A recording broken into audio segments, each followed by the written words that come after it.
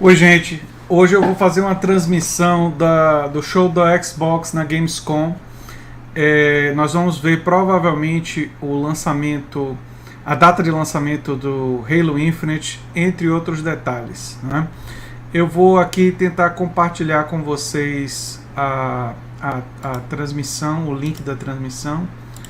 E se tudo der certo, vocês vão ver aí o som e a transmissão da IGN, né? Eu vou procurar o link aqui da IGN e vou tentar transmitir, né? Deixa eu só compartilhar esse link aqui.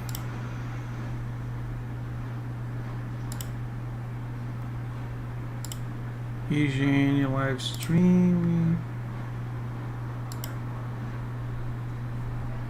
Deixa eu só dar uma olhada.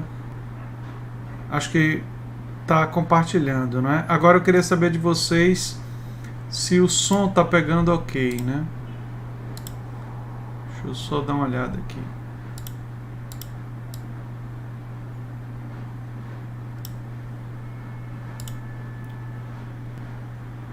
Eu estou ouvindo legal. Vocês estão ouvindo legal?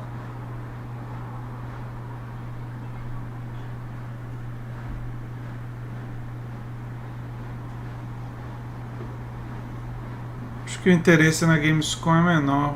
Eu não fiz muita divulgação.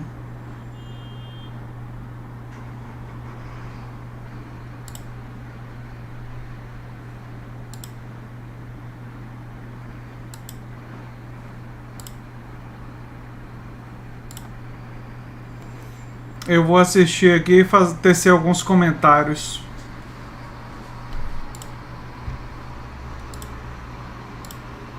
Isso daí que vocês estão vendo é gameplay do The Ascent, né? Do The Ascent.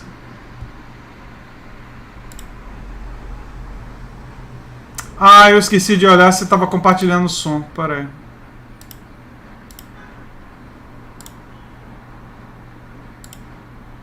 Aqui, tem que marcar isso aqui. Agora acho que vai. Agora sim, né?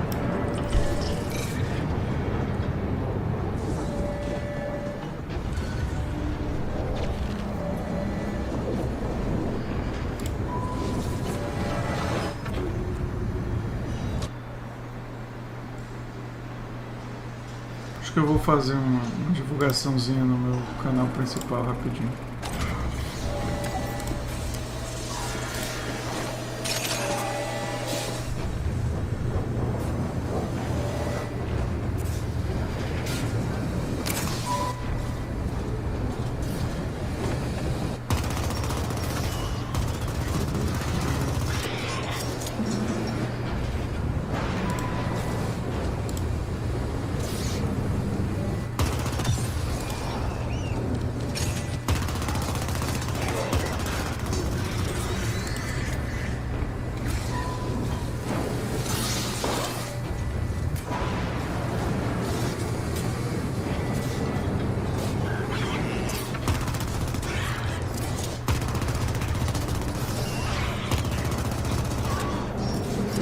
Peraí que eu vou colocar isso aqui em tela toda.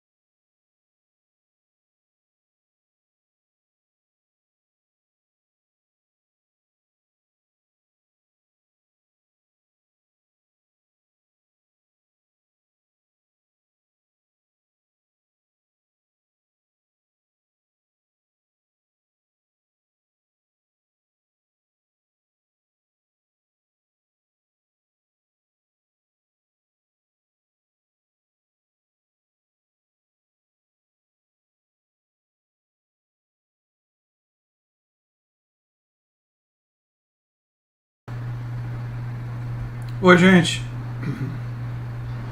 Ah, sim. Oi, gente, voltei aqui para fazer a transmissão. Vou compartilhar a guia. Ué. Vou compartilhar com vocês. Ué? O que é isso aqui?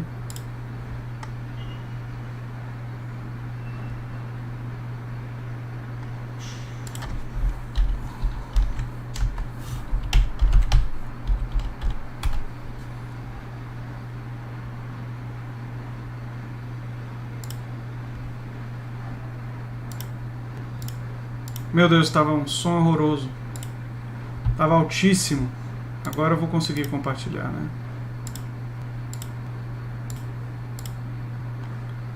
Quero saber. Habe ich einfach einige meiner besten Freunde tatsächlich kennengelernt. Vocês estão ouvindo bem aí a transmissão? Eu peço que vocês comentem. Se vocês, aliás, para ouvir eu vou ter que verbringen kann, weil ich beim Xbox-Stand sehr viel Zeit verbringe und es liebe, mit den Menschen zu interagieren, die die gleichen Gaming-Interessen haben wie ich. Mein Lieblingsmoment war auf der Gamescom 2018, als wir mit unserer Halo-Gruppe auf der Bühne standen und einfach zusammen die Fans anschauen konnten. Und ich hoffe, dass wir das nochmal machen können. Mein Name ist Daniel Heidhorn, Gamertech. A transmissão se dá na Alemanha. Was ich an der né? Gamescom so toll finde, É a Gamescom da Alemanha. dass sie wirklich zentral in Deutschland in Köln liegt und dass sie alles verbindet, was Gaming ausmacht. Videospiele, Em 2 Cosplay, minutos vai começar a transmissão. Streaming, das direkte Aufeinandertreffen der Entwickler mit den Fans, die auch Rede und Antwort stehen, all das macht diese Gamescom wirklich einzigartig. Die schönsten Erinnerungen für mich an die Gamescom sind auf jeden Fall die Xbox-Events. Alleine das Xbox Fanfest oder das Xbox Open Doors Event, wo ich wahnsinnig viel Spaß hatte, wahnsinnig coole Leute kennengelernt habe. Und ich hoffe, dass ich das in den nächsten Jahren mal wieder erleben kann, weil es fehlt mir wirklich sehr und ich habe da voll Bock drauf. Hey Leute, was die Gamescom für mich bedeutet, wollt ihr wissen? Also ich muss sagen, die Gamescom ist für mich schon immer eine riesige Gaming-Community gewesen, wo auch die Xbox-Fans als große Familie zusammenkommen, sich in die Arme nehmen, Freundschaften schließen und einfach gemeinsam Videospiele aus der ganzen Welt feiern. Die Gamescom bedeutet für mich auf jeden Fall so eine Art Familientreffen.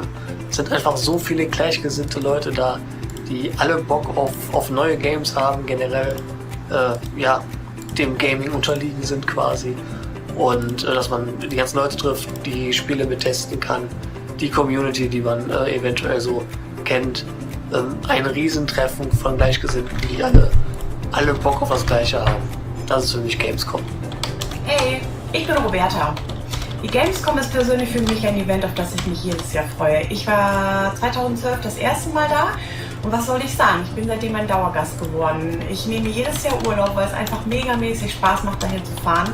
Ob mit Freunden oder mit Bekannten oder generell neue Leute, die du da kennenlernst. Es macht mega Spaß, es ist immer ein Erlebnis. Hey troopers, it's Gray from the 4th European, and I'm here to tell you why I love Gamescom. But if you're into the newest tech, like the brand new Xbox, or the upcoming video game releases like the new Halo, or if you're out just to have some fun and cosplay like me, you're bound to find anything and everything that you love and want to do, all under one roof. So go check it out. See you there. Die Gamescom bedeutet für mich persönlich extrem viel. Es ist nicht nur ein Urlaub, es ist jedes Mal ein Riesenabenteuer. Jeder einzelne Messetag ist speziell und man weiß nie, was passiert. Ich habe so viele lustige und vocês estão me ouvindo bem, gente? A transmissão da Gamescom está começando em 2 minutos aí, que vai ser da conferência da Xbox. E eu vou tecer comentários enquanto a gente assiste, né? Aliás, em 2 minutos não. Em 30 segundos vai começar. Die Anspielstationen waren breit genug für einen Rollstuhl. Das Team vor Ort war klasse, die waren total aufmerksam, echt super geil. Hi, ich bin Nicole, alias Niki Zazik, und es gibt jede Menge Gründe, warum ich die Gamescom liebe. Das fängt mit den Games an, geht über Merch, Loot, übers Cosplay und hinaus zu meinen Freunden. Gamescom ist für mich das Event im Jahr, wo ich die meisten meiner, vor allem Halo-Cosplayer-Freunde wieder treffen kann. Wir sind mittlerweile eine doch große Familie und ich freue mich jedes Mal darauf, sie wiederzusehen. Vai começar.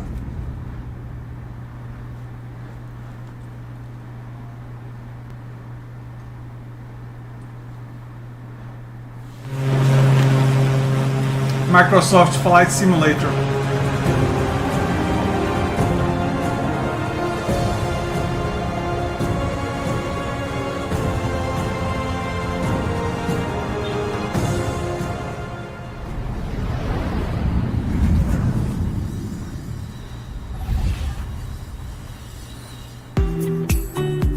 Hello everyone and welcome to our Gamescom 2021 Xbox stream. We've got so many great game updates to share with you today. We're talking Age of Empires 4, Psychonauts 2, and my personal favorite, Microsoft Flight Simulator.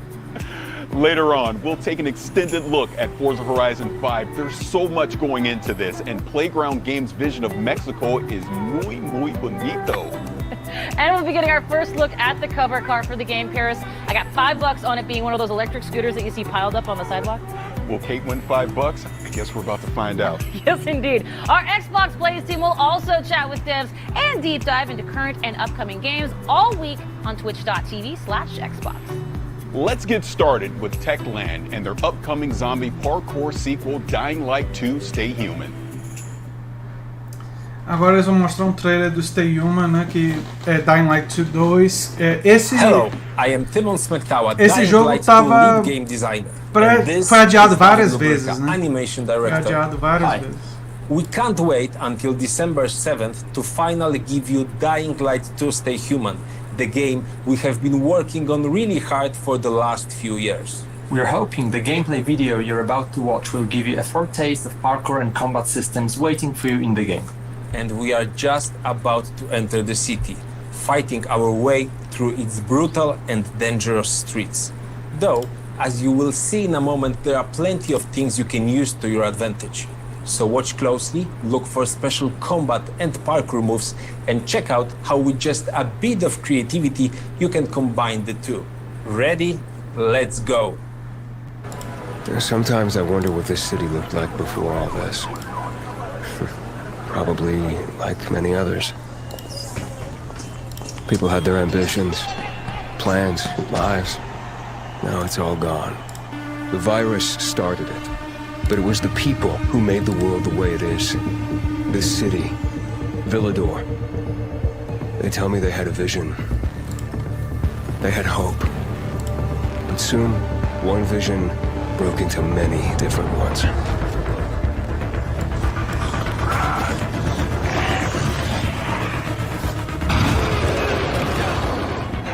Instead of fighting together, people stood against each other. War broke out. Was it a little bird with a broken leg? Hope died.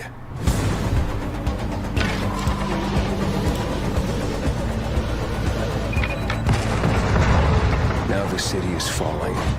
Each time we strike down an enemy, we absorb their strength. But I can't let that happen. At least, not yet. I need the secrets the city holds. Fuck! Hey! Still some rats here! I have to pick a side. The Bazaar needs good people. You're doing great so far. I have to make a difference. Let's check and see.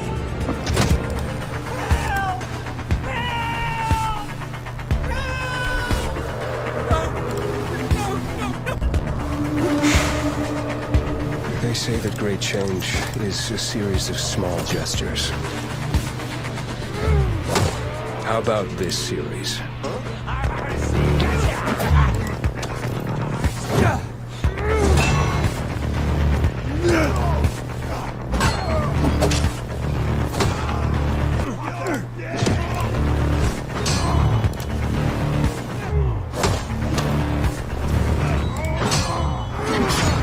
Is all hope really gone? We'll see about that. Well, that was an exciting trip, wasn't it, Timon? Did you notice those bandits in medieval-like armor passing by skyscrapers, banks, and large billboards? That's what we call a modern Dark Ages. And it's a very unique design, one very important for the plot of Dying Light 2. But there's another thing that stood out to me, all those parkour moves that you and your team has put so much effort into. Well, all you need is a few thousand of animations, cooperation with professional tracers, faz sentido mock-up sessions, eles mostrarem um jogo da Techland, que também é um desenvolvedor europeu, né? No, yes, right. And we've got twice the number of parkour moves compared to the first game, and we are showing some of them in this trailer. The vault kicks being the most important to me personally. It brings a whole new fighting style into the game. The player can stagger an enemy and use them to perform further attacks, for example by rebounding from their bodies, jumping off them onto other foes, and so on. I think we captured the movement really well and made it quite simple for the players to perform. I can't wait for them to try it out and tell for themselves how much they loved it. It's definitely going to be useful. The city's buildings are higher than anything we have done before, improving its verticality.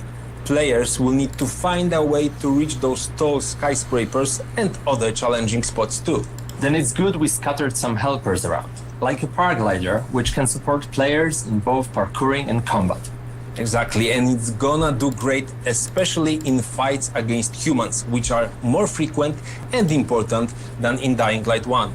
It's been over 20 years since the events from the first game, so people adjusted. They are much bolder now, at least during the day. And they are more vicious too. And I think that's a great summary of this discussion. Pre-order Dying Light 2 and explore its vast, complex world on December 7th. Thanks, David. Thank you. Confirmaram o lançamento para 7 de dezembro. Não adiaram de novo o jogo. For the first time in the storied history of the franchise, Microsoft Flight Simulator launched on a home console with the release on Xbox Series X and S last month. Reviewers and gamers alike were blown away by how well the stunning visuals and the depth of the simulation translated to the console, and that's why I'm extremely honored to welcome the head of Microsoft Flight Simulator, Jörg Newman, to the stream. Jörg, thank you for being here. The last time we met was at the Xbox Game Showcase, and it was getting ready to come out on consoles. How did that go? It went great. As you said, the reaction to the Xbox console launch was really just amazing. Both from Xbox gamers and from the press, they've been so gracious with their feedback. I don't know if you know, but Flight Simulator is one of the highest rated games on Xbox this year, which I think is just great validation that the translation of the simulation to the console has really worked well. Our usage numbers are through the roof. We are absolutely shattering franchise records, and I can tell you there have never been more people playing Flight Simulator than right now. So it's an awesome time. That is awesome. Congratulations on the launch, really. But all right. Top Gun. I'm gonna go to the danger zone. So what's going on with Top Gun? There's so much going on, Paris. So you and I talked about Top Gun Maverick earlier. The fans are super excited. They saw the FA-18. They can't wait to start flying. And as you know, it comes out later this year as free DLC alongside the movie. But as the movie is still under wraps, so are we. So I can still not tell you that much about it. But there's so much else going on even before Maverick. So we are continuing to do our monthly big releases that we've been doing for a long time. And next month, on September 7th, we are launching World Update 6. And this World Update, I mean, at the beginning of the show, if you remember, there was a little red plane flying into Cologne. Well, we did that because World Update 6 updates that region, the region of Gamescom. So Germany, Austria, and Switzerland. And what that means to us is we have new aerial and satellite images. We have a new elevation map that helps us with the mountains. So the Alps actually look awesome now. We have new 3D cities like Frankfurt and Wuppertal in Germany. We have Basel in Switzerland. We have Vienna and Graz in Austria, and those cities look just amazing. They have like 7 centimeters resolution, and it's awesome. But we want to celebrate the entire region, so we picked 100 of the most scenic places, the most famous landmarks, and we call those POIs, and we sort of spread them throughout the simulation, and we also added airports. We did Lübeck and Stuttgart in Germany, and Klagenfurt in Austria, and St. Gallen in Switzerland. And what it ties it all together is missions. We're having new discovery flights, we have new landing challenges, and we have new sort of tours of the country. So they fly you around all the awesome looking places and really celebrate the beauty of this region of Earth. And this is a celebration of DACH, of Germany, Austria and Switzerland. I'm so happy to be able to announce the date here at Gamescom. You know, that is really incredible, all the different regions and everything that you're going to have in the game, and the way that you're going to be able to actually highlight those.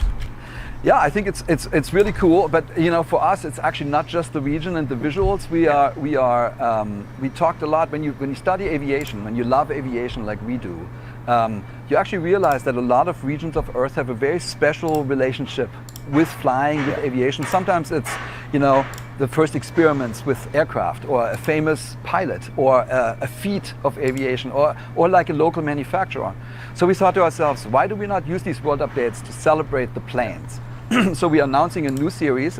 We call them Local Legends.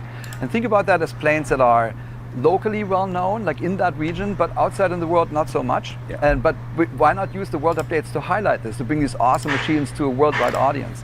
So for World Update 6, we picked a German plane from the 1930s. It's called Junkers U-52. In Germany, it's lovingly named Tante U, so Aunt U. And we think of us as sort of a digital preservation. So we really want to get these planes to an extreme level of detail. We're going out of our way to really go deep.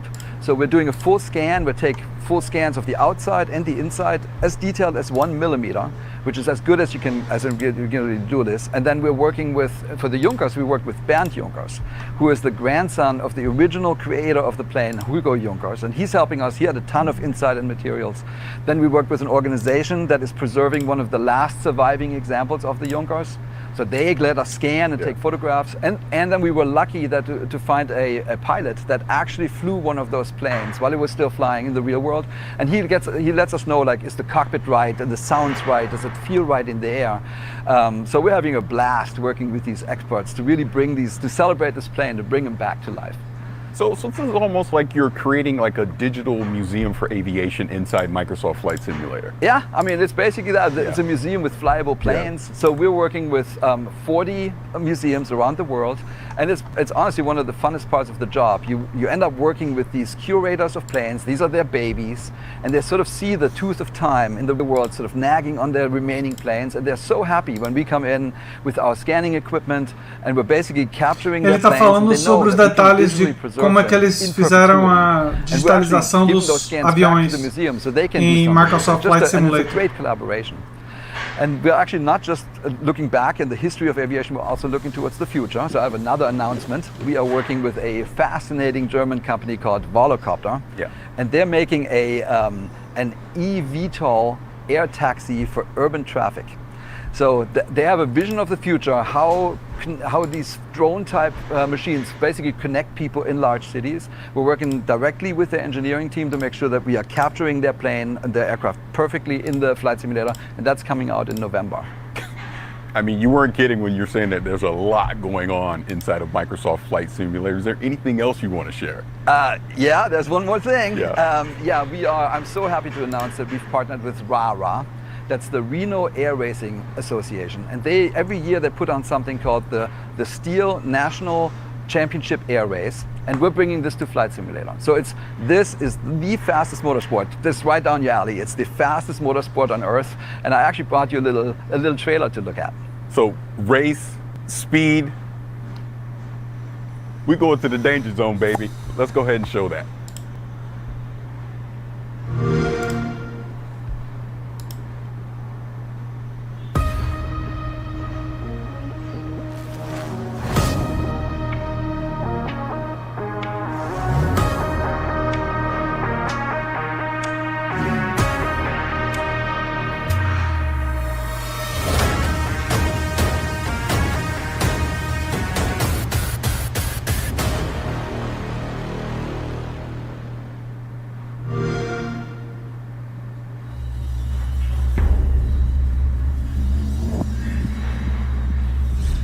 You know I like going fast, and you know I love being in the danger zone. When is this coming out? Man, these planes fly 500 miles, faster than 500 miles an hour, 50 to 250 feet above the ground. So you are definitely going to be in the danger zone. I mean, without going into too much detail, this Reno Air Race is actually the largest expansion we have since we launched on Flight Simulator. It's not just because we scanned all the famous race planes of the world, there's lots of them. This is also the first time when you can basically race against your friends and pilots across the planet. And so a competitive multiplayer is coming to Microsoft Flight Simulator, and that will definitely test your pilot skills. And you ask, when is it coming out? This is coming out this fall, so it's right around the corner. Oh, that is fantastic. And you know I have the need for speed, so I can't wait to get my hands on this and participate in some of these air races. Awesome, man. We got you covered. Yeah, thank you. If going fast on the ground is more your speed, keep an eye out for an extended look at Forza Horizon 5 later on in the stream. We'll also talk with Wasteland 3's game director about the game's next big DLC. But first, if you're an Xbox Game Pass subscriber, we have some great news for you. Opa. Tem mais coisas chegando no Game Pass. Humble Games. É uma parceria com Humble Games. Build a weapon, one that blows the world away. Build a rocket that'll come and take away us all. Eu acho que eles vão fechar com Halo. I am coming back in a day. Eu acho que eles vão fechar com Halo. That'll turn us into newborns again. Tô começando a perceber isso. Build a weapon, one that blows the world away. Build a rocket that'll come and take away us all. Gonna come back, I am coming back in a day.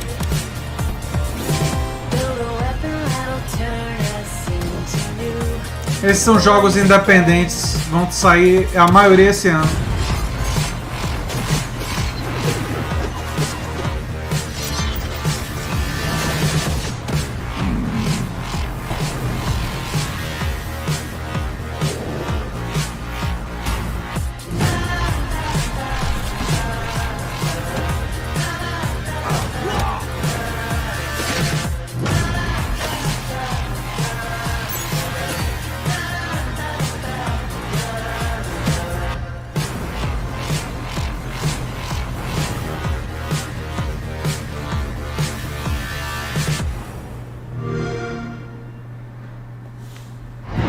Yep, somehow they did it. They added even more games to Game Pass. But let's talk about what's coming up. We're talking Age of Empires 4, the game's creative director, and we're going to see what's next for Sea of Thieves. But now, we've got a new roguelike retro shooter that, in grand retro fashion, sends you plundering through shifting dungeons to defeat a mysterious eldritch terror. Let's dive into the pit.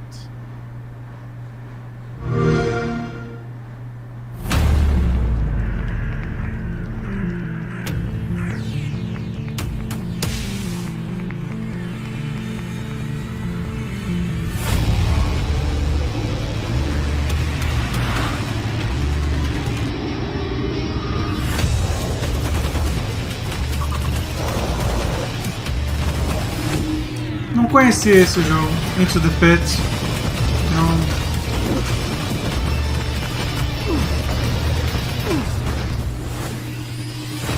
Parece que é uma mistura de roguelike com primeira pessoa, magia, né?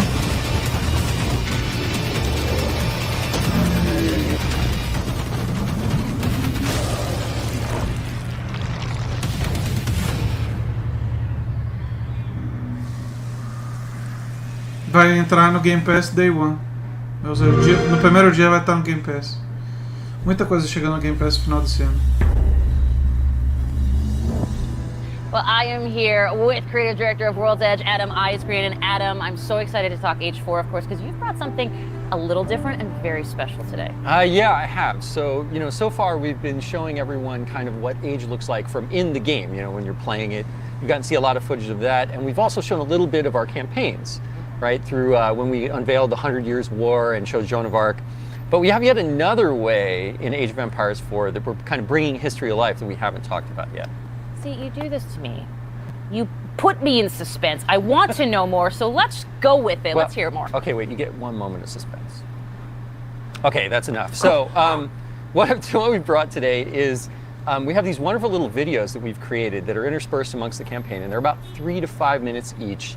And we have over an hour of them total, and they're called Hands-on Histories. And what they are is a great way to like deep dive on certain fun subjects from the cultures we're representing and just from medieval history. Excellent. Well, I hear you've actually brought one of those segments that you're going to share here for the very first time. Yes, I have. We are going to show you the segment on one of the most popular units from Age of Empires franchise and a fan favorite, the Trebuchet.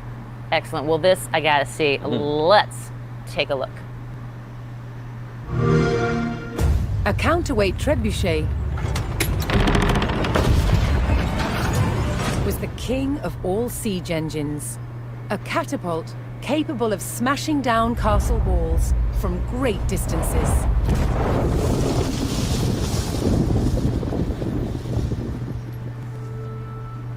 At Warwick Castle in England, they've built a replica, one of the largest in the world.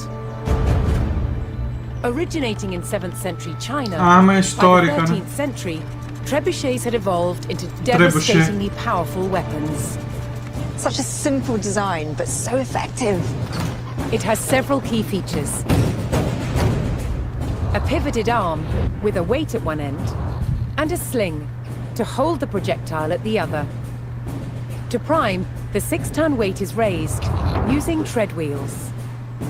So this is one of the wheels, one of 2 that's attached to an axle, which would lift the counterweight, weighing 6 tons. It's based on muscle power alone. What's essential about launching a projectile as far as possible is making sure that this end of the arm is moving as fast as possible. So once that weight drops, it really sends this point of the arm moving at its highest velocity. This was done by positioning the pivot close to the counterweight and by launching the projectile from a sling. When released, the sling whips round, vastly increasing the launch speed. Trebuchets were carefully aimed, like modern guns. In order to weaken the castle walls or even breach them, you had to make sure that the projectiles hit the same spot every single time. For each projectile to follow the same trajectory, they all had to be the same weight and shape. To achieve this, masons used a gauge.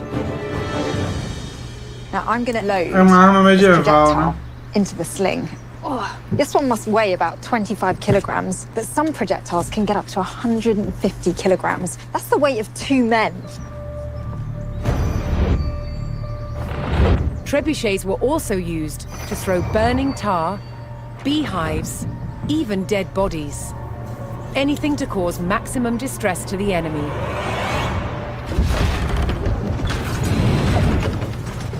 Did you hear that whoosh? It was the counterweight trebuchet's lethal combination of power and accuracy that made it the ultimate medieval siege weapon.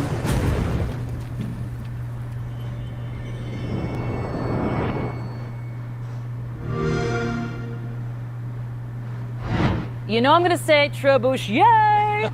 Don't care, because that is awesome and remarkably unique, something you don't see in games very often. Yeah, so you know, one of the things when we were looking at what we were going to do with Age of Empires 4, there's a phrase I'm really fond of, which is history is only as interesting as the people who taught it to you. And you could say that about any subject, really, right? But I think the great thing is when you have someone that's so enthusiastic and passionate about history, it really comes across. And we wanted to be that kind of teacher for history. And there's a phrase called humanized history that I use to kind of describe what we try to do, which is we try to like connect past and present. Ele falou uma coisa interessante. História tão interessante quanto a pessoa que contou para você a importância da pessoa que trabalha com a história ser uma pessoa que esteja empolgada com o assunto. Eu, como historiador, me identifico com o que ele está falando. Realmente é importante. And they travel to all of these locations in all these different countries to meet with these subject matter experts and get all of this great footage on how things really worked and how things were made. And it's been delightful to kind of go through that process and, you know, get all these and finally start showing them to everyone. I love it. Now, you also, of course, you've got a bunch, as you mentioned, of these hands-on history segments. Anything else that you can tell us fans about what we can expect, looking forward to? Any favorites you got coming up? Oh, well, favorites. Oh, man. Well, I think my personal favorite is one called Medieval Surgery. Okay. And I'm going to let your imagination go with what we might show and what we might talk about in that one. Yeah. But the thing I love about them is that they go all over the place. So, you know, we've got ones on warfare and castle building and like how they kept flaming arrows from not going out when she shot them. And but we've also got all of these ones on, you know, like illuminated history and falconing and, you know, like horse taming, armor creation, and there's even one on Mongolian instrumentation, which is really cool because those instruments, we actually use them in the soundtrack for the Mongols when you're playing as them in the campaign, in the game. I mean, I just love the behemoth amount of history that you guys... Age of Empires, always known for bringing history alive in a completely different way. And I also love to mention this to people that you and the team do so much research. And it's so great to see this approach being used in a hands-on history kind of segment. But, I mean, what was that approach like to sort of, you know, sell going forward, especially since it's such a unique in-game experience? Well, the cool thing was it was there from day one. It was one of the things I was really wanted to do is try to tell these stories in a different way. But I'll tell you, like full disclosure, it's been insanely nerve-wracking because we're trying something completely different that no one's ever done before in a game, right? We're history, but we're a game, but we're teaching you things, but you're having fun. And finding that middle ground has been really challenging. And you know, every time we've tried to show, we've shown the campaigns or we've shown these hands-on histories, I've been like, oh God, it's gonna work? Like, people gonna like this? And the great thing is so far, everyone that's really experienced the entire thing put together have just been like, wow, this is great. And it's so different and kind of cool and refreshing. So, so far so good, right? But yeah, it's been a journey, you know, to get all this done and put the whole game together. Well, I love that you mentioned Journey because we are coming towards the end of this development journey for Age 4. Talk to me about where people can find and learn more about Age of Empires 4. I know they're all chomping at the bit. Oh, well, you know, October 28th, we are launching the game. You can go to ageofempires.com to learn more about the title. And if you're really excited, right now, you can go onto the Microsoft Store or Steam, pre-order the game right now. And of course, we will be there day one, Xbox Game Pass for PC as well. So anyone that's on that can just grab the game and start playing. But yes, I believe you are a part of something very special. Yes, so Gamescom opening night live. Yes. 11 a.m. Pacific time. There might be something Age of Empires related in there, so if you're a fan, you probably should tune in. Oh, a bit of a tease from Mr. Ice Green. Maybe. And I like it very much. Adam, thank you so much for joining us here. Always a pleasure, Kate. Always a pleasure. Age of Empires 4 looks fantastic, so I cannot wait. October 28th, neither should you. Now, we have tons coming up here today, including a new update for State of Decay 2 and an extended look at Forza Horizon 5 with our friends at Playground Games. But now, let's catch up with Paris, who's gone from flying the skies in Microsoft Flight Sim to a different kind of cloud. That's right, Kate. Xbox Cloud Gaming is already available on Windows PCs, mobile phones, and tablets. And now, it's coming to Xbox consoles. The future with cloud gaming sounds bright. No waiting to install, no running out of hard drive space, no waiting to patch, and no buying a new console just to play with your friends. See how the vision of cloud gaming will bring people together without barriers.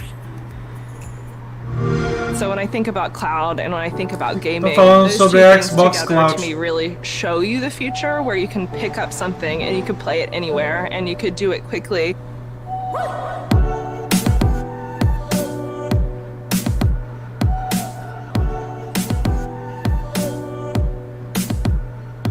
Cloud gaming is phenomenal. This is pretty great. I mean, that's pretty awesome. This actually looks so good. Games are large and you want to keep the ones that you know you love on your hard drive. Xbox Cloud Gaming is about being able to discover the new ones right away. It's super exciting that for our Game Pass Ultimate members, they will get to experience Xbox Cloud Gaming on whatever console they have. Cloud gaming is really about looking at how people play differently. I know me in particular, sometimes I just have 20 minutes. It should be as easy as finding the game that you look for on your console and just jumping right in. We're targeting 1080p at 60 frames per second. What's crazy about this is like the latency. This is the kind of stuff you need with cloud gaming. Oh, 60 frames? That's actually very smooth. The process itself to get into cloud gaming feels like you're playing on console, right? You go, you find the game you want, you press play. It's so easy nowadays. You can pick up any device and pretty much play any Xbox game on Game Pass. If my friend Eles melhoraram a tecnologia de I can just wait for them to send me an nuvem. invite. It makes content just so much more accessible. I really love the flexibility. It's awesome. Everything that Xbox is doing right now is just getting rid of the limits of having to be on a specific platform or a specific console. Play on PC and mobile, and now on Gen 8. Yeah, Gen 8 consoles can play Gen 9 content. Isn't that so cool? With cloud gaming, we have the ability, because you are connecting to consoles that are in our data centers, to allow the Gen 8 customers, the Pessoal Xbox One customers, que tá no to Xbox play One vai games poder that the jogar hardware wouldn't have been able to play. jogos de Xbox There's Series. so much opportunity when it comes to thinking about how we can make content more readily available and let people play where they want to. Sign me up. I'm ready for cloud gaming right now. Let's do it. When's the release date? When does it release?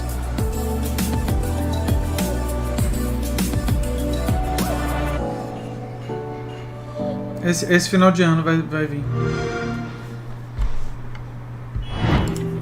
August 9th saw the release of the free optimized update for Hellblade: Senua's Sacrifice on the Xbox Series S and X. With beautiful and rich visuals, thanks to the addition of ray tracing and improved materials alongside performance updates, this is the perfect opportunity to relive Senua's journey or experience it for the first time.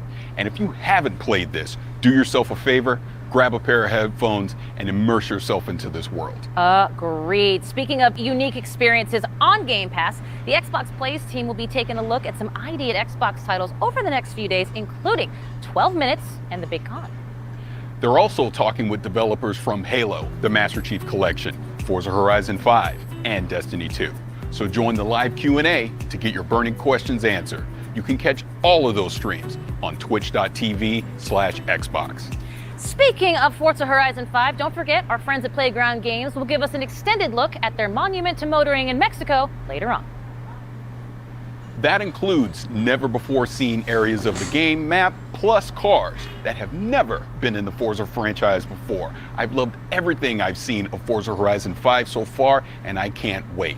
Now, Kate, there's more games to check out, right? Well, right you are, Paris. Let's talk Wasteland 3.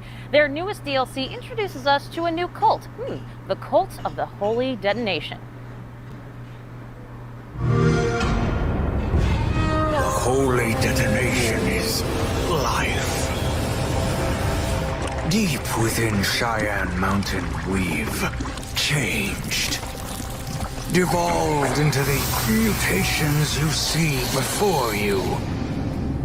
Set on a righteous path. The holy detonation's life-giving glow should be shared with everyone.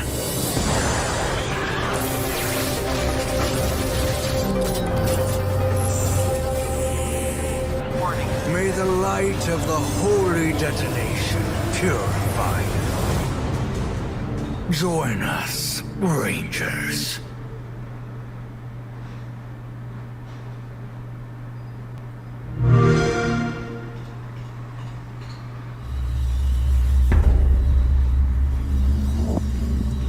With new patches, bug fixes, and added features, like a fine wine, Wasteland 3 just gets better with age to really savor the game's bouquet. We're talking with In Exile game director David Rogers. David, thank you for joining us. Wasteland 3. Thanks. So in the trailer, we saw that the DLC is coming out on October 5th, but we know, In Exile, Wasteland 3, you guys have been working on this for a very long time. So can you kind of talk about that journey? Yeah, our dev team has been working non-stop, full tilt, trying to make Wasteland 3 the best version of itself it could be. Over the past year since it's released, we've added features, we've balanced, we've listened to the community, we've fixed bugs, added stability, and I really think that the version that we have now is the absolute best version of the game, and if you've never played it before, now's an awesome time to jump in. Well, congratulations on everything that you've been doing with Wasteland 3. Now, this DLC is called The Cult of the Holy Detonation. Now, talk about that a little bit. Tell me what's going to go into this DLC. What should we be excited about? Right, so you've heard of Cheyenne Mountain, right? Yes. For those who haven't, Cheyenne Mountain is this top secret military complex buried deep in the heart of Cheyenne Mountain in the middle of Colorado. It's designed to outlast a nuclear winter. Yeah. And so when you hit level 16, an old friend calls you and says, hey, I need your help securing this secret military base and all the secrets within. And as soon as you get there, you find two warring cults battling over supremacy, trying to take control of the Holy Detonation, which is this pre-war science experiment that they worship as a god. Yeah. And these cultists are insane, they're mutated, they've gone totally mad, and all they want to do is share the holy radiation with you and your entire ranger team. How generous. Yeah, that sounds a lot cooler than some of the cults I may have joined in the past, but this is typical Wasteland fashion. We're really going to be able to get in there and mix it up, right? Right. So you and your ranger team insert yourself right smack dab in the middle of their holy war, which, what could go wrong? Yeah. And this is a Wasteland game, so you decide everything. Choice and consequence is our bread and butter. And so you decide who lives, who dies, who gets screwed over, who takes charge. You're deciding the fate of the cults, the Holy Detonation, Cheyenne Mountain, and ultimately all of Colorado. This is really your game to craft and mold. That's awesome. So the last expansion was the Battle of Steeltown, right? Yeah. You had giant robots and things like that. So, what are you going to do to actually top something like that from the last expansion? Right. So we wanted returning players to find something that they could never find in another version or in previous versions of Wasteland 3. And so we built this as a Wasteland-style dungeon crawl. And in there, you find this awesome mix of mystery, exploration. You're meeting these crazy cultists who have been locked in this pre-war time capsule. Boa tarde, Vaza. And some of the raddest boss battles we have ever been able to build in a Wasteland game. Esse jogo é o Wasteland 3, eles estão tendo adições. Big boss battles. I want to hear more about that. Right. So we took the best parts of Wasteland combat and we breathed new life into it with objective-based combat, which are basically super rad boss battles. It's no longer you're huddling in a corner, throwing down turrets, just going on murderous rampages. It's not about killing, it's about getting the job done. And so now, combat doesn't end until the mission is over. We send you on proper combat missions. You're in there, breaking into prisons, rescuing POWs. You're disrupting these high-tech cultist rituals. You are splitting your fire team and coordinating like you never have had to before. Everyone on your team has a job, and I really think this is going to take old players who know their ranger team like the back of their hands, and it's going to make them scratch their head and really have to rethink how they go about combat and making it new, exciting, and challenging in a mentally in a way we haven't been able to really do before with just straight up murder combat. Now, Wasteland has a reputation for getting a little silly. Right.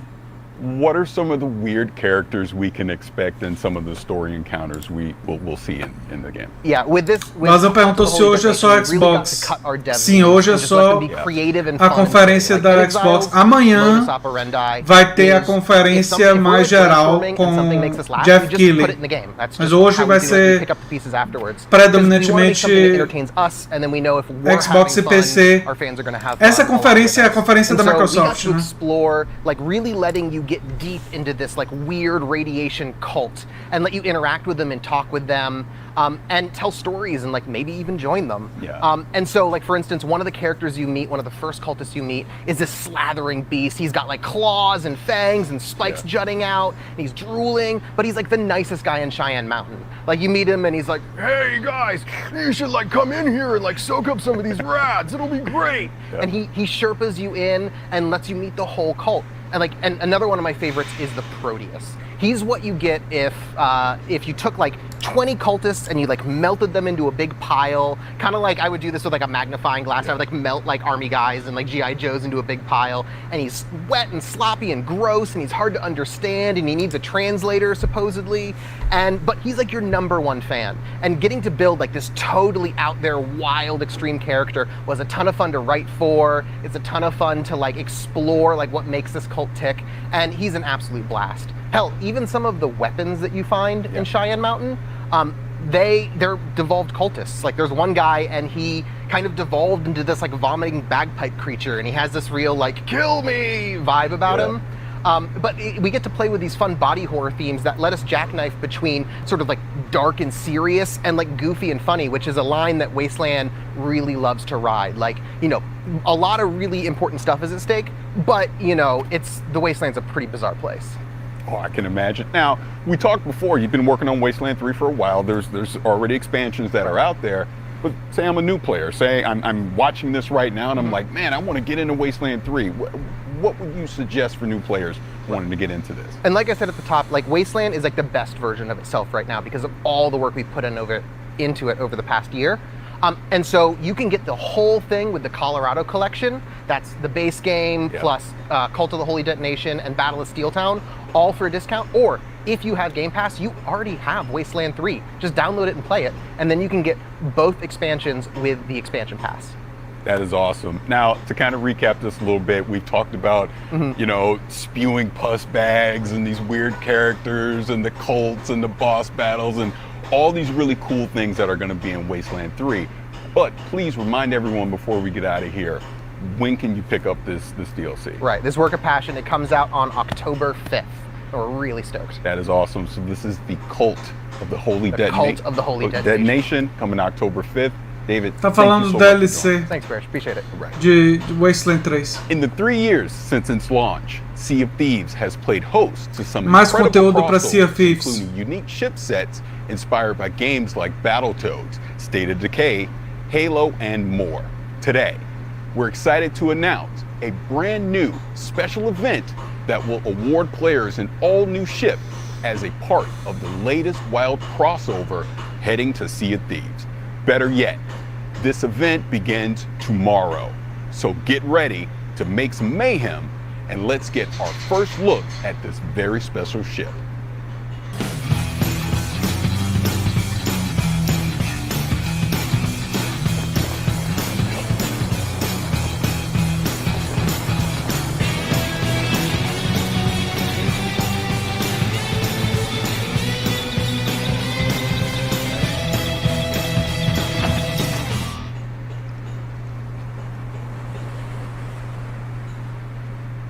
Guten Tag, everyone. Really cool to be a part of this all-digital Gamescom event. And we were thinking, what's the best way to kind of celebrate Gamescom and to be a part of this as Sea of Thieves? And so we're really excited to reveal that we're bringing the Mayhem ship set that you've just seen, a really, really cool ship that's inspired by Borderlands, into Sea of Thieves. And we're giving all of our players a chance to earn it during kind of the Gamescom time period. So it's been really cool to work with the Borderlands team to bring this ship to life, and giving all of our players the chance to earn it as part of this live event that we've cunningly titled Mayhem. You might notice the link. So you can probably guess the kind of activities that are involved, but if you head to Lorena at any of the outposts in the city... Você é leigo em Xbox. O último jogo que você jogou foi Halo. Bem, Vazão, a grande novidade no final da conferência deve ser a data de lançamento do Halo Infinite. É provável que o Halo Infinite seja... Isso. Olha, eu acho que o Xbox hoje está num lugar muito interessante para consumidores brasileiros por causa do Game Pass. Hoje o Xbox Series são os consoles que você pode ter mais acesso a conteúdo gastando menos dinheiro, né? Então é um aspecto interessante do Xbox em termos de acesso a conteúdo com pouco gasto, né, de dinheiro. Porque basta assinar o Game Pass que você vai ter acesso a uma quantidade enorme de jogos. Hope. It's always been a dangerous world in Trumbull Valley. But now... é Vozão, desculpe, Vozão. Desculpe. Desculpe. Tava olhando de longe. It builds new bonds. Ah, o vozão do Ceará. O Ceará é o vozão, claro. Hope is the greatest weapon we have. State of Decay.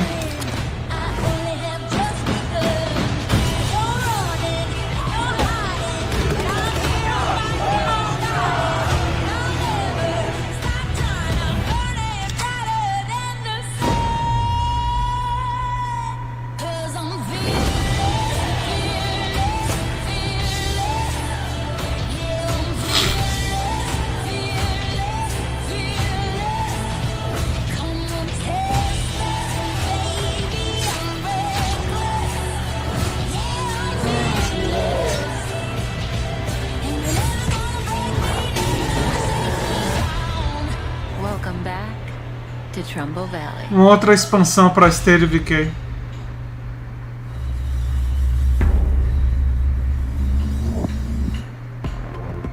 Well, just like zombies themselves, it seems everything old is new again in State of Decay 2. And we have a guest to walk us through this Undead update. Please join me in welcoming Undead Labs Director of Communications, Wanda Russell. Hello, Wanda. How are you? Hello, I'm great. It's great to be here, talk about the Homecoming update releasing on September 1st. We are very excited to get this into players' hands. You are indeed. So let's talk about the Homecoming update. Obviously, we are coming back to Trumbull Valley. We were there for Heartland, the update, back in 2019. Talk to me about the differences, and I'll sit right here and listen because you're adorable. So Heartland is the story mode within the game, but it's a very linear, narrative-driven experience. You know, players couldn't move their communities there.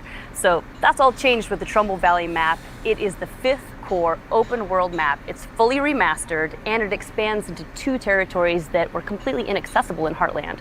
So players can return to Trumbull Valley with their communities, start new communities there, and really start exploring everything that the new map has to offer. So then would Homecoming be a sequel then to Heartland? Yeah, exactly right. So the events in Heartland kind of play out. You see what happens in Trumbull Valley. So we think of it as the 3rd part of our Trumbull saga that began with the original State of Decay game, continued into Heartland, and now we see what has happened since then and what storylines might be coming to a close. So there is a lot for players to discover, a lot of environmental storytelling to find, and you know, things have changed. So this isn't the Trumbull Valley that players might remember. So that's going to be exciting. Interesting. Well, and anytime you expand something like Trumbull Valley, you just have to have a juggernaut of content, pun intended. Talk to me a little bit about what some of those things are that players can get in on here now in the expanded Trumbull Valley. Yes, a ton of new content. In fact, we're doing something unique with the Trumbull Valley map. There are items there that you can only find on that map and nowhere else in the game, including 12 new hats and outfits, 10 new very cool weapons. We've got 6 new bases, 2 new achievements for achievement hunters. And on top of that, we are adding the game's 12th bounty pack. So that will be available from the bounty broker across all maps. And I have to say, they are some of the coolest weapons I have ever seen go into the game. I'm so excited for people to find them. A juggernaut amount of content, and I don't care who sees that second pun of the day. That works out great. Well, let's talk about the State of Decay community, because it's absolutely an integral part to this entire franchise. And State of Decay being on Xbox Game Pass, how has that impacted the community? How has that impacted the game? Talk to me about those. It's been fantastic, and you know, we have an amazing community. We love them so much. In fact, one of the reasons we're doing Trumbull Valley as a map is because it was one of the most requested features from the community, which also makes it very exciting for us to be able to say, we did it, you get it. And we have a major milestone that we're celebrating. State of Decay 2 has 10 million lifetime players. 10 million lifetime hang your hat on that. I absolutely love that. That really grateful. Incredible, amazing news. Congratulations to you and the entire team at Thank Undead you. Labs, man. Fantastic work. Well, speaking of Xbox Game Pass, let's give me the deets one more time when it comes to the update. So the update releases September 1st. It's a free update for all State of Decay 2 owners, and it's included with Xbox Game Pass. Happy Homecoming. I love it. Thank you, Wonder, very much. My pleasure. Now we move from Trumbull Valley to the Lost Valley of Akria. This mystical location trades zombies for ancient warrior clans, forgotten temples of long-dead god kings, and a healthy dose of hack and slash. All this awaits in Stray Blade. Que jogo é esse? Esse jogo não conhecia.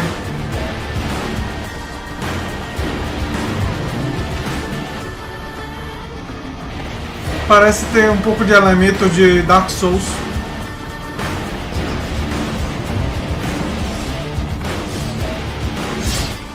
É.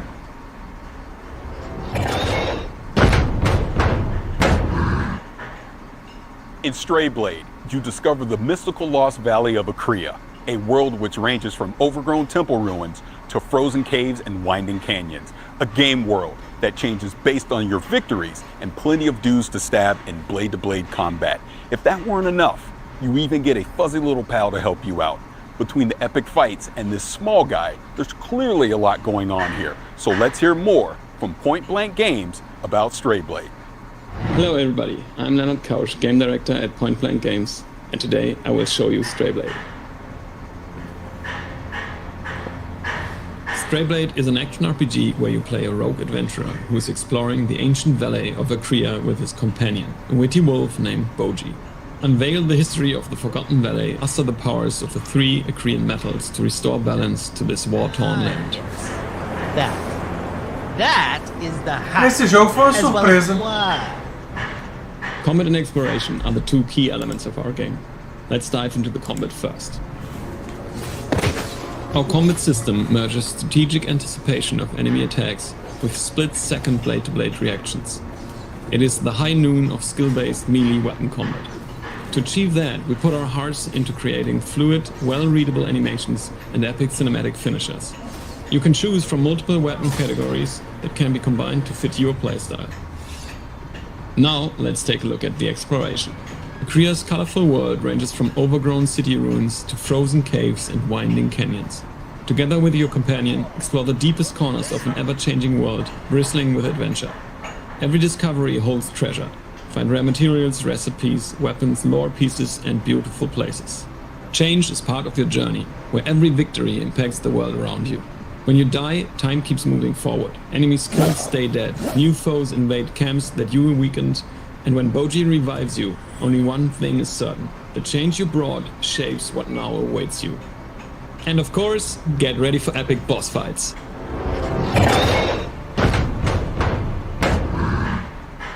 We hope you enjoyed the first look at Stray Blade, which will be out next year. And keep an eye on our social media channels for more information. Parece interessante. Crusader Kings 3. One of the most unique games finally comes to Xbox. Yeah, unique. As in, my evil twin murdered 4 of my husbands because they secretly are in love with me. Unique. In case that didn't tip you off, we're talking about Crusader Kings 3, the medieval grand strategy and role-playing game that has you trying to defend your royal line from those that would conquer your kingdom, and evil twins apparently. Yeah. It's coming to Xbox as an adaptation, not a direct port, meaning that the UI and controls have been refined to bring that grand strategy experience to a controller. Not to mention bringing the grand strategy experience to my comfy living room couch. We'll all be ruling from our throne room soon enough. Check out Crusader Kings 3, now coming to Xbox consoles.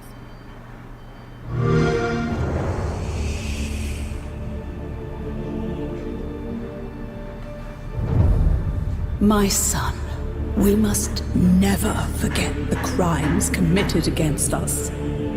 Your father sought his glorious revenge and failed.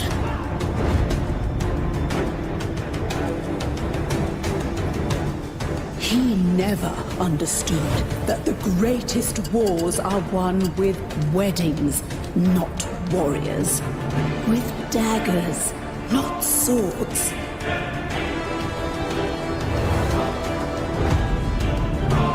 Only the small-minded measure success across the span of a single life. The real game is played across generations. You see, real strategy requires cunning.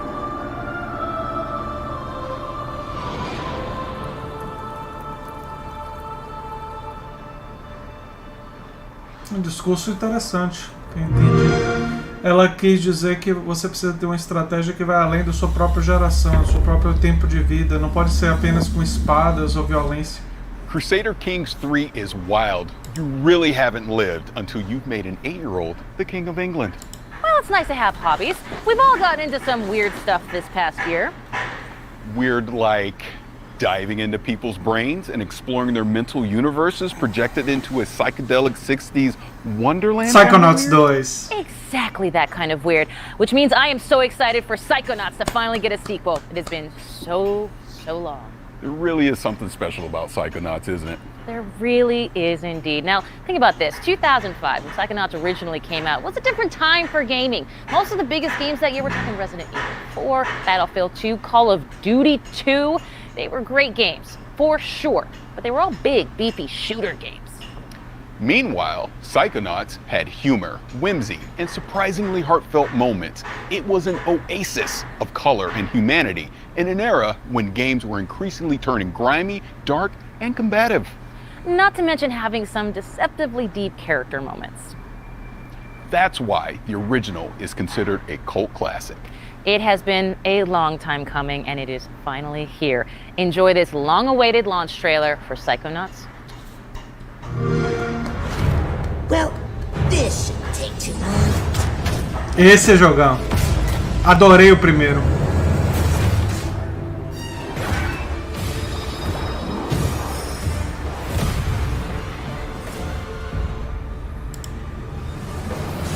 With psychic powers, he dives into your mind. My name is Raz, and I'm the new intern.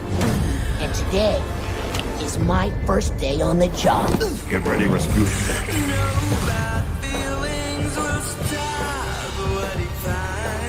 Did you forget everything I taught you about levitation, Rasputin?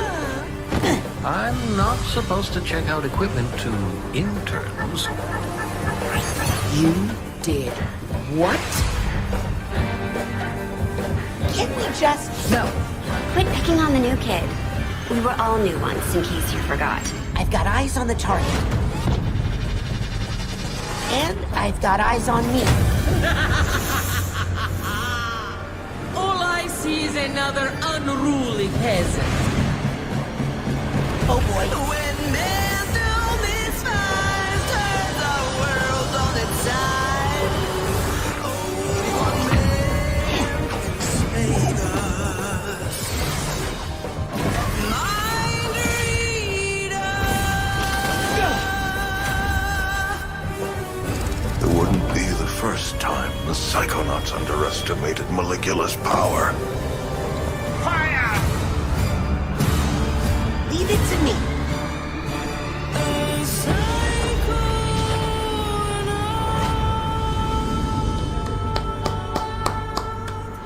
Show demais, show demais.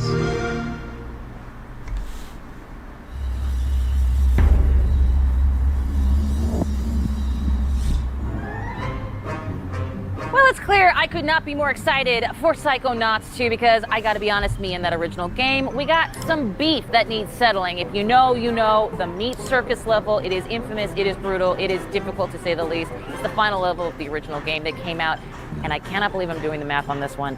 16 years ago, Tim Schafer and Lizette Teatree Montgomery. I am definitely dating myself, but you all welcome from Double Fine Productions. Thank you so much for being here. Tim, can you believe it has been 16 years? I almost said 19 years.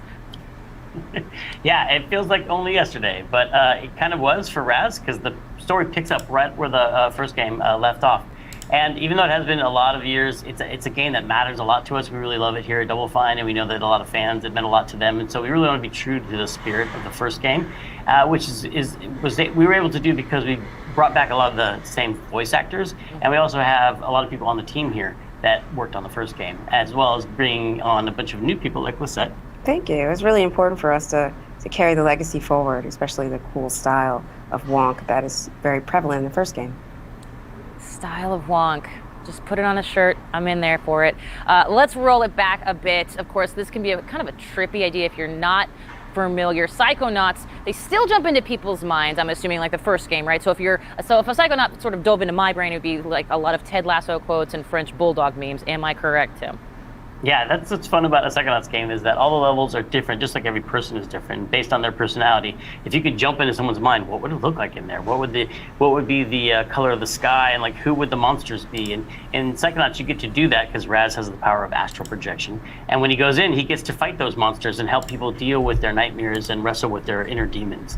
And so there's a ton of variety, and there's a lot of anything goes. We can go to any location, and we can have any Eu art tô muito style. animado And coming up with para new Psychonauts levels for 2. the second game was really fun to do.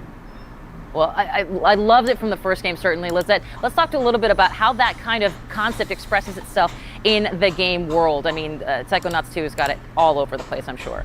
Yeah, it was really important for us to carry forward the unique brain worlds and unique levels from the first game and the unique style as well. So we were really focused on how we could bring forward that style in Wonk and also bring in new levels and enemies.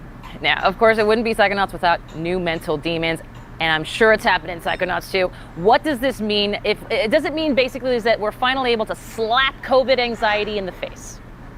Well, I don't know if you get to slap anxiety in your face, but you definitely get to slap some panic attacks, and COVID definitely caused a lot of those. In addition to panic attacks, some of our old enemies have also come back. Our sensors are our favorites, and they're definitely here. And in addition to that, we also have our doubts and some new enemies. There's our lovely sensor. Also, some regrets, some flying regrets. There are a ranged enemy, and they definitely are challenging. Our doubts are our slow, sticky melee enemy. You're also seeing our enabler here. He energizes our whole combat troop. So we have a whole cast that you can battle and fight with. Including the new bad mood. Including the bad mood. Which is it's an electric storm of feelings that you have to fight. Now, for those who haven't played the original, available now on Xbox Game Pass, by the way, wink. Tim, why is Raz so good at rummaging through brains? Raz is he has some very special skills. He has two whole sets of skills. One being the acrobatic skills he learned growing up in a circus. He can balance on tightropes, jump on trampolines, swing on trapezes, and that helps him navigate and get around to all kinds of interesting places. But he also has this other side to his personality, which is that he's a powerful psychic. So he can levitate objects. He can use telekinesis and pyrokinesis. He has these powers which people might recognize from the first game, as well as 3 new powers for the second game. He has the ability to mentally connect thoughts together, and he can connect 2 thoughts and actually connect 2 thoughts together to solve puzzles and to navigate in this game.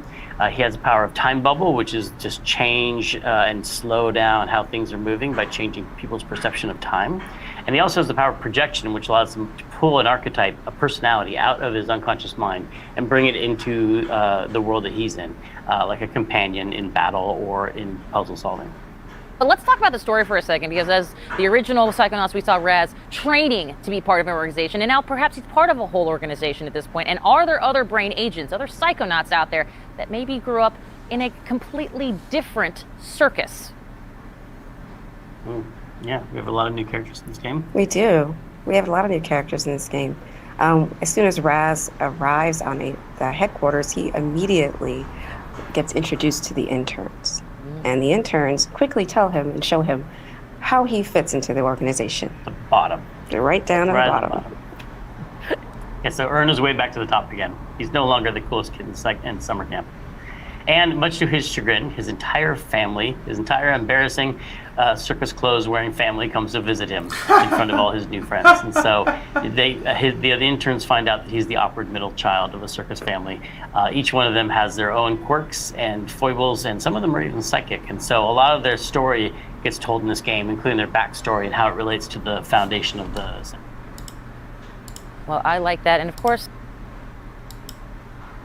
as you might know already, I'm sold. But you, of course, already knew that. When can myself and the rest of the world exact some beefy, meaty revenge? You can get back to the beef and play Psychonauts 2 on August 25th on Xbox Game Pass and PC.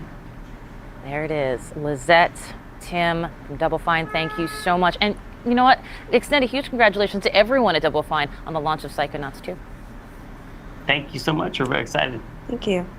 And you can catch more of Tim Schafer and ask him those burning questions about the newest game in the fan favorite franchise in our Xbox Play stream tomorrow. But first, We're going from cleaning out mental cobwebs to cleaning up alien planets in this supremely The Gunk. satisfying 4K 60 trailer for The Gunk. Estávamos esperando para saber se teria data de lançamento esse ano. I don't like this weather. I'm pretty sure the ship's insurance won't cover alien storm damage. You have to be careful out there. The gunk's eating everything here. This planet is literally a paradise when the gunk's gone.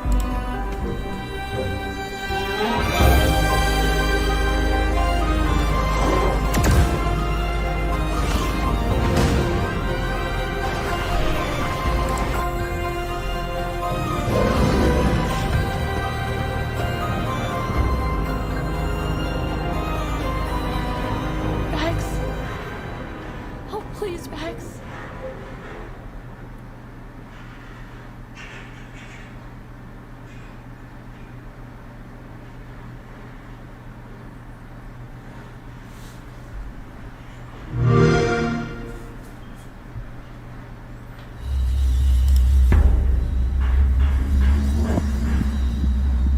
We have talked about so many incredible games today, and it's hard to pick a favorite, but let me just say, it is so cool that State of Decay 2 is expanding Trumbull Valley. Come on! And hey, you know what? Halo Great tem que job on aparecer that agora. one. Halo. Oh, thank you. I mean, talking to Jorg is always a blast, and Flight Sim is such a special game to me because, I mean, it's literally letting me travel the world. But I was staring daggers of jealousy watching you talk to Tim and Lizette over at Double Fine. Well, I will say this, I understand, but you got to play Psychonauts 2 already, so I don't even want to hear it. That's true, but it's not the same as talking to the creators. Just trust me when I tell you, be excited for Psychonauts 2. I will say this as well, I am excited to see even more of Psychonauts 2 on our Xbox Plays streams. Yes, don't forget, Xbox Plays will recap all the week's news throughout the week at twitch.tv/Xbox, so make sure to check that out. Before Kate and I let Playground Games take the wheel, let me just say that it has been our distinct pleasure to chat games and nerd out with everyone today. Tem Forza Horizon hands ainda. down the best part of the job, for sure. But we're far from done here. Too true. Now, in June, Playground Games announced that Forza Horizon 5, the highly anticipated follow-up to 2018's breakout hit open-world driving game Forza Horizon 4, arrives on November 9th on Xbox consoles, Xbox Game Pass for console, PC, and cloud, and of course, Steam. And if you're watching our Xbox YouTube channel, switch over to our Xbox Twitch channel to see all this new exclusive content. And that is twitch.tv/Xbox for the full vroom vroom experience. And if you're already watching on Twitch or one of the Forza channels, stay right where you are. Without further ado, let's dive in, starting with the new custom Forza Horizon 5 controller, which is available for pre-order today, so players can have it in hand by November 9th when the standard edition of the game launches.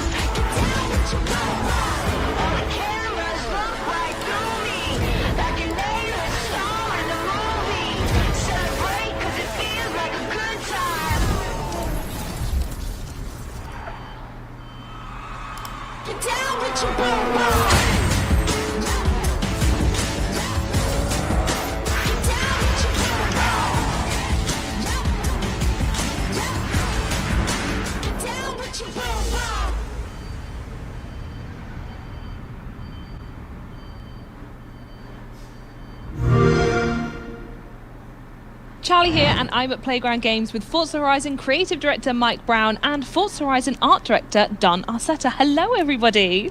Hi, everyone. Hi, Charlie. Hey, Charlie. How cool is this? That is stunning. Look at that. Well, we obviously just saw a really cool video about it, and I'll be the first to say there is an amazing influence of Mexican car culture and music literally splayed right across the front. Isn't that right? Absolutely. It just feels like it's a part of the Horizon Festival, like it's just dropped out of the game into your lap. Absolutely. Absolutely love it. And there's so much we do want to show the fans, and it's been quite difficult to decide where to start. So can you maybe tell us a bit more about the game, Mike? Sure, yeah. So Forza Horizon 5 is bringing the Horizon Festival's unique brand of fun and freedom to beautiful and vibrant Mexico. Players are going to set out across the largest, most diverse open world we've ever built in hundreds of the world's most beautiful and exciting cars. Yeah, and people think that Mexico is just a desert or a beach, but there's so much more to it, isn't there? That's right. Even though it does have pretty awesome beaches and a number of amazing deserts, it also has vast canyons, hidden temples, awesome, beautiful historic cities, and even a towering snow-capped volcano, the highest point we've ever had in a Horizon game. So you've talked about how Forza Horizon 5 showcases powerful, all-new graphical features, but what more can you tell us about that? So yeah, our Mexican HDR sky captures really illuminate the world to the point where you feel like you're really there. And thanks to the Xbox Series X and S, ray tracing is utilized in Forza Vista to really make our cars look more true to real life. You'll encounter the smallest of details as you travel throughout the world, all rendered in striking realism. Oh, that's such an exciting overview. I cannot wait. And next up is something we know that Forza Horizon fans have definitely been waiting for the most. Mike, what exactly is that? Yeah, that's right. We are about to reveal the cover of Forza Horizon 5, featuring the incredible Mercedes AMG 1 and the 2021 Ford Bronco Badlands. Should we take a look? Let's do it, yeah.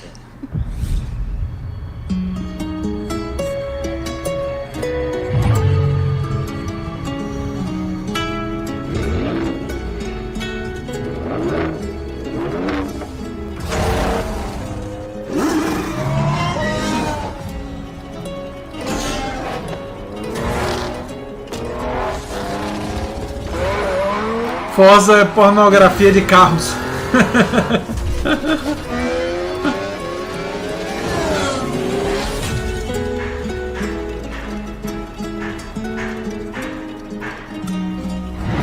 Até um cara como eu que não sou muito fã de carro tem que reconhecer que são muito bonitos os carros, né? Now, those are two very different ways to explore Mexico. So what I want to know is why those two cars were chosen and what players can expect when they get behind the wheel. Yeah, so those differences are exactly why we chose them. The Mercedes AMG 1 marks the first time a car features Formula One hybrid technology almost one-to-one from track to the street. And with the 2021 Ford Bronco Badlands, that's primed for rugged off-roading across Mexico's vast terrain. And I'm certain people can't wait to see more of what these cars can do in the game, so I don't think we should keep them waiting any longer. Mike, can you tell us about what we're about to see next? Yes, so in a few moments' time, we'll be kicking off a Forza Horizon 5 Let's Go stream, and everybody should check that out for a big deep dive into loads of new content and features from Forza Horizon 5. But before that, we have 8 minutes of brand new gameplay where we're going to see both the Mercedes AMG 1 and the 2021 Ford Bronco Badlands. And in typical Horizon fashion, we are going to see active volcanoes, cars jumping out of cargo planes, and a race under beautiful Mexican skies all the way to the Horizon Festival. Should we check it out? I think we should.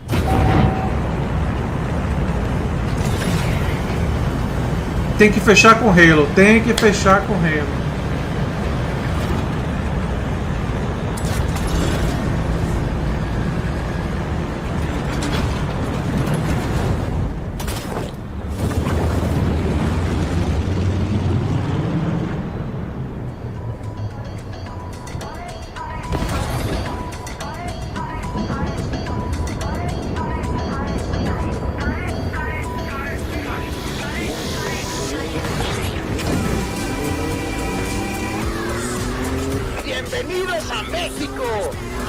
Here we take control of the 2021 Ford Bronco Badlands, atop the towering, snow-capped Gran Caldera volcano. See you on the other side!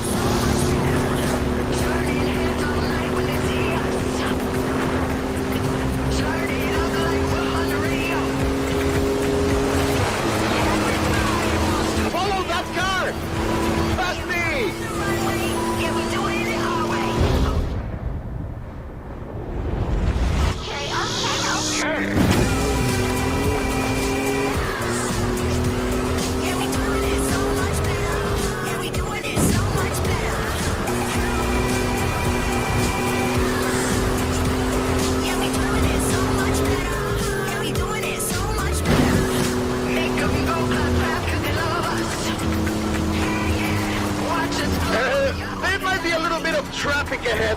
Watch out for that.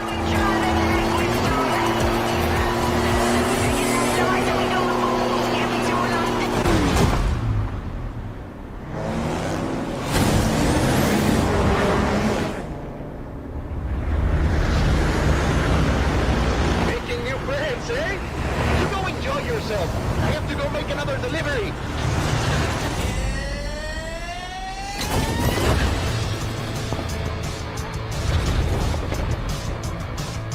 Drop zone approaching! Lovely day for a drive!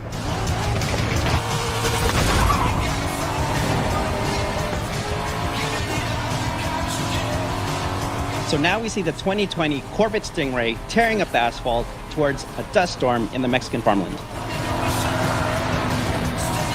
Outtrack the storm! Tú sigue adelante! Keep going!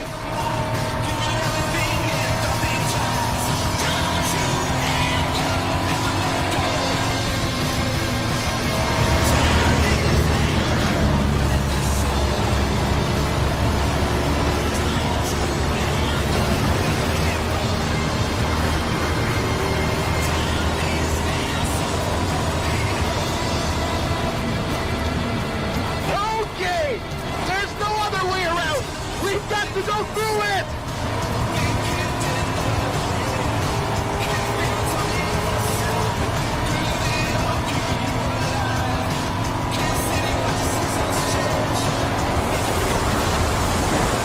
Woo!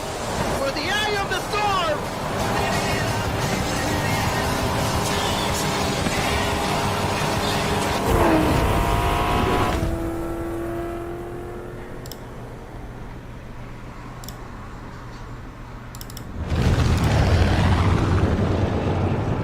Okay, on my mark. 5, 4. 4 now, that's fine. This could get a little rough.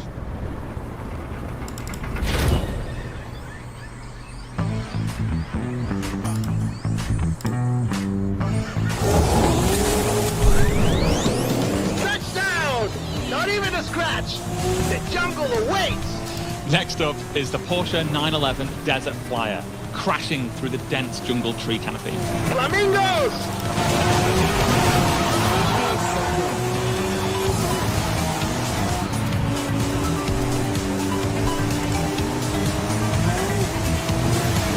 Ah, os gráficos são lindíssimos. Os gráficos de... Vozão falou. Muito bonitos os gráficos. Ah, os gráficos de Forza Horizon são muito bonitos. Visualmente um dos jogos mais impressionantes do Xbox e do PC. E vale a pena dizer que desde o Forza Horizon 3, Forza Horizon é muito espetacular, não só em gráficos, mas em gameplay. Hoje talvez seja o principal jogo de corrida do mundo. Né? Em termos de jogo de corrida mais arcade, ele realmente ocupou um lugar que já foi de Need for Speed, já foi de Burnout, né? Embora eu ainda goste muito de Burnout, embora tenha alguns Need for Speeds que eu goste, é meio que inegável que Forza Horizon ocupou o lugar do jogo de corrida mais arcade, né? Embora ele não seja exatamente nem como Burnout, nem como Need for Speed.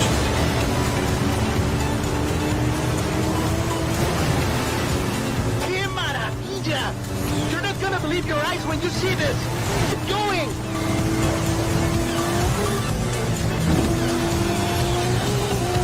E olha que vocês estão vendo isso com compressão do YouTube, com todas essas coisas, né? Se você colocar isso numa televisão OLED 4K, de boa qualidade, no Xbox Series X ou num PC bom, vai ser ainda mais bonito do que vocês estão vendo aí.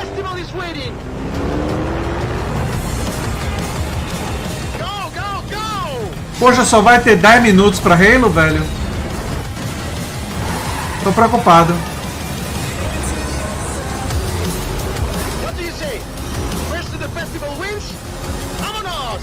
And on the final leg, we have the tem que ter Halo. AMG 1 at full speed across Mexico's sun-baked rocky coast. Horizon, This is Mexico. We've already had cars falling out of the sky, but all eyes are on the superstar making their way to the festival right now.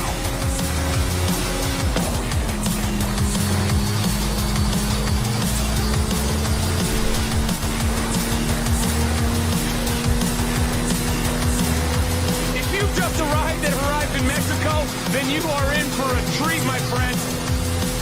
Get ready for the biggest Horizon adventure of your life.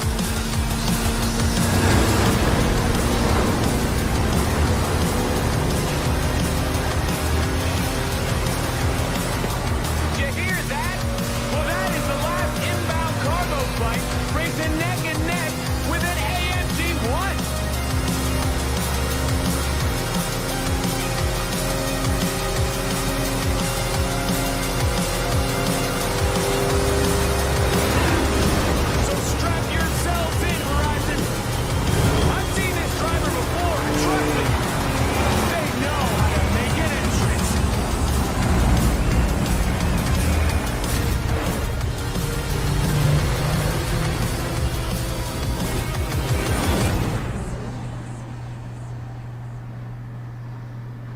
Pronto, agora é Halo, hein?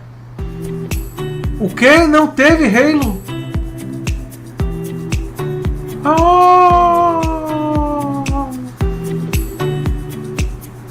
Não acredito. Agora eu tô muito preocupado com Halo. Muito preocupado.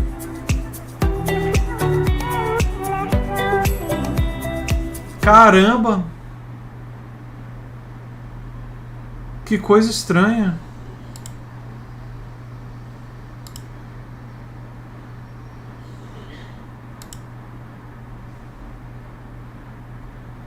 Que coisa esquisita. Gamescom hasn't officially kicked off yet, but of course Microsoft decided to get the party started a little early with that Xbox showcase. There is plenty to unpack from that. We had, what, about 80 minutes worth of content there, almost 90. So, joining me to talk about that very Xbox Hi, Ryan showcase McCaffrey. are Destin Legary and our friend Cam Hawkins. Welcome, gentlemen. Olha, gente, fazendo um resumo, né? Nós tivemos o Dying Light 2 Stay Human, pareceu legal. O Stray Blade, que acho que foi uma novidade interessante, que eu não estava esperando e é para 2022. Forza Horizon continua muito bonito, né?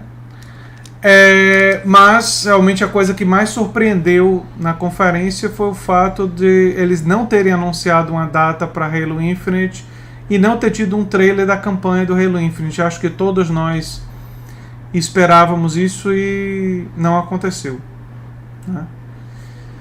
E é isso aí. Essa foi a conferência. Eu vou deixar essa live aqui no canal do Dr. Tech Gamer e vamos ficar aguardando aí nos próximos dias para ver se nós temos mais detalhes de Halo Infinite. Eu sou André Teixeira Jacobina, o canal é Dr. Tech Gamer e a gente se vê em breve em outro vídeo. Tchau, tchau, gente.